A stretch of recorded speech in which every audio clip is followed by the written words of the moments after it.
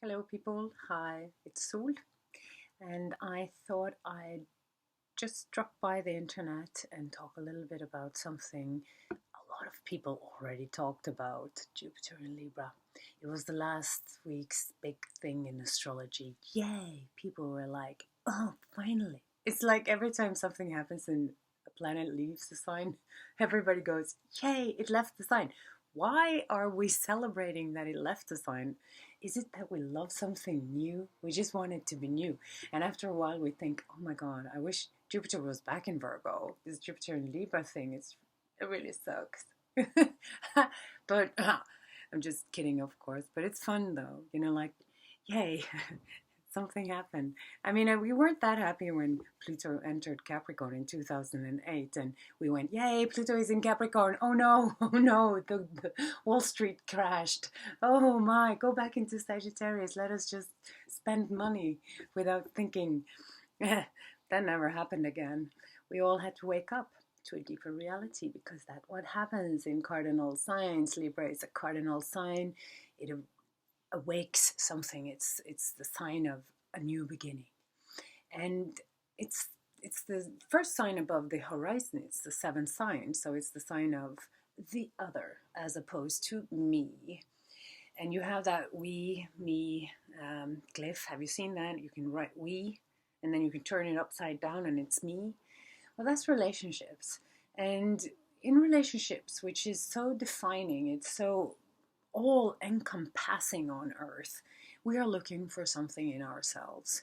We are looking for a confirmation. We are looking for resonance. We are looking for information without even knowing it. We are looking for information about ourselves.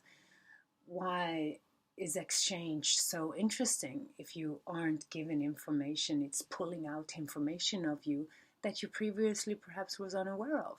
And even if you're alone, you have a relationship to something, so it's always an exchange going on. No man is an island unto himself. And in this kind of interesting coexisting scheme, humanity is really searching for themselves. Relationships, since they are so defining, can also lead us into losing ourselves. And this is the trauma of, you know, non being. We've been told to be behaving according to the preferences of another. Welcome to, being brought up. And we haven't been seen. We haven't been listened to. There's a ratio between the ears and the mouth I could read yesterday on Facebook. It's a beautiful little thing. You have two ears and one mouth. It's nice to be reminded to listen more than you talk. And if you want to understand something for sure, listen. Just listen. What people are really communicating will come through when you truly are listening. And it's hard to understand. I mean, she said one thing and then she did another. I mean, yeah, I can get it why people are so confused. There's so little true communication. And still, if the trained ear, the art of listening comes through Libra. Libras are great listeners when they want to. They can really tap into what the other person is actually saying. That's why it's also the sign of the therapist, the counselor. And it's that, always balancing out somebody's view with perhaps you should take a look at it a little bit from this angle, and maybe you will be released from your big, obsession about this thing. A little change, a little nuance can bring harmony again. And it's so interesting that this Jupiter in Libra, goes through we will go through this when Saturn is in Sagittarius. So Sagittarius is Jupiter's sign, and we've seen, and a lot of astrologers were worried about this, especially because Mars went retrograde around that Saturn, that, oh my God, we had trouble with fundamentalism before, and now it's all going to blow up. And it really did. The xenophobia that's been blossoming all around Earth today, people are angry. It's like, I hear stories from my immediate surroundings about racial conflicts, etc.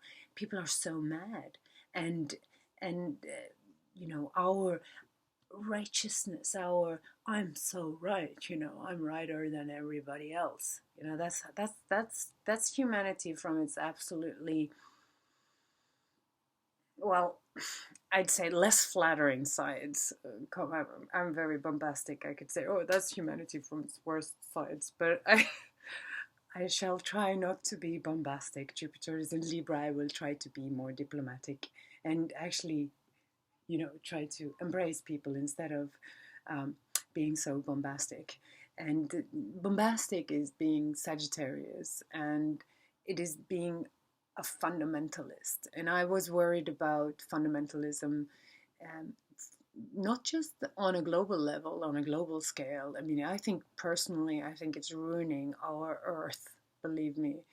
But the challenge is that we are just as righteous in our own relationships. No, you were wrong. I was right. Like that kind of defensiveness. And I think with Jupiter and Libra, we get an opportunity to look deeper into why are we so defensive when it comes to relationships? Why is it that we refused to be, changed? Is it because we are afraid we'll lose ourselves? That the other gets more definition power than we have? Most likely. If your identity, your core is challenged, and I don't know anybody's cores who's not challenged these days. You have to be pretty evolved in order to know for sure who you are. And this exploration of finding yourself through relationships and finding, your core and staying true to it will eliminate defensiveness. People can, you know, say, oh, you're an astrologer, ha ha ha, as much as they want. I cannot care. If I cared too much, I wouldn't be an astrologer. I know who I am. It took me years. It did, but I got there. And I had to, deal with myself and learn to love myself as I am. And this is part of the key to relationships, to be able to embrace yourself and the other.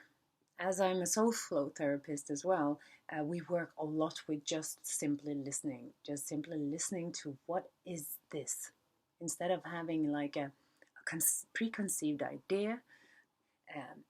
You become more intuitive. You become more listening. You start to sort of receive information in a more neutral way. And that's the art of diplomacy. It's the beauty of relationship. That's when it turns into harmony again, instead of being just, a silly little discussion because our fundamental ideas were wrong or different, and our unwillingness to say, yeah, sure. I didn't see the whole picture. None of us can see the whole picture. We're all parts of that whole picture. And I think, that's the beauty of it. But I've learned numerous times during this Saturn is Sagittarius, since I'm a little bombastic and I like to, I have a particular sense of humor. I've seen many times that I've been wrong. It's a little humiliating online debate. Yeah, I'm right. I'm righter than everybody else. And then I'm wrong. But I like that. I kind of like the exercise of being wrong. Can you be wrong? And it's easy to be wrong if you sort of get it immediately. But if you build up like a massive defensive attitude, and it's wrong, you will become more and more angry when people pick on that facade. And diplomacy is just the art of saying, hey, yeah, I know, you are also real. You're not an object, you're not a thing. You are also real. And I think Libra shows us this in its quest for harmony. How can we achieve harmony among people? How can we achieve harmony on ourselves? It's a really difficult balance to strike, because if I'm not honest in any relationship, something in my harmony is being disrupted. Like, if I'm not letting people know what I feel and how I react to something, I will perhaps go home afterwards and feel like I don't like that person. She or he insulted me, or they ran over me, or dominated me, or a thousand things that can happen in a collision between two people. And if I'm not responding to it responsibly, um, I'm the one who has to carry that luggage home. I'm the one who has to take that conflict with myself. So, in order for harmony to exist, there has to be harmony within both people, and that harmony, in many ways, that's our responsibility in any kind of relationship. If I'm feeling off balance with myself, if I'm feeling, disconnected from myself, I will have a conflict with being in a proper relationship, in a relationship that demands more sacrifice, that demands more compromise, that demands more cooperation, equality, all these wonderful things we love to talk about but rarely experience in our lives. So that's what we're going to talk about Saturday. And I'm opening up for looking at people's charts, of course. I think that's a really juicy way of teaching. So if you want to join, I'm adding the little link, and you are more than welcome. And if not, and you just saw this video to get a little bit more information on Jupiter in Libra, I really wish you a wonderful journey through this year. I mean, Neptune is on the South Node, and all these issues with us losing ourselves in relationships will be very prominent, because we're all going to lose ourselves a little bit during Neptune on the South Node in Pisces period, which is, well, it's from now until late November, beginning of December. It peaks November the 12th. But so the art of losing yourself and finding yourself again will be the theme. So with these words, I wish you a wonderful day, and thank you for listening.